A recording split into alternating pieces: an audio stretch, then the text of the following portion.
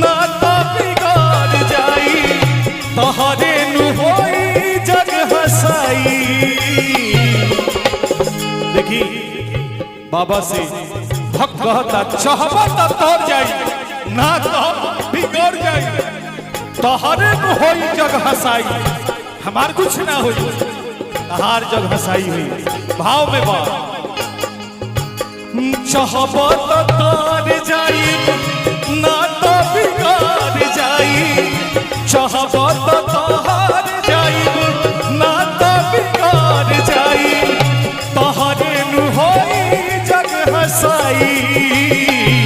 भोले बाबा हो कि करा के अपन हम बनाई भोले बाबा हो कि करा के अपन हम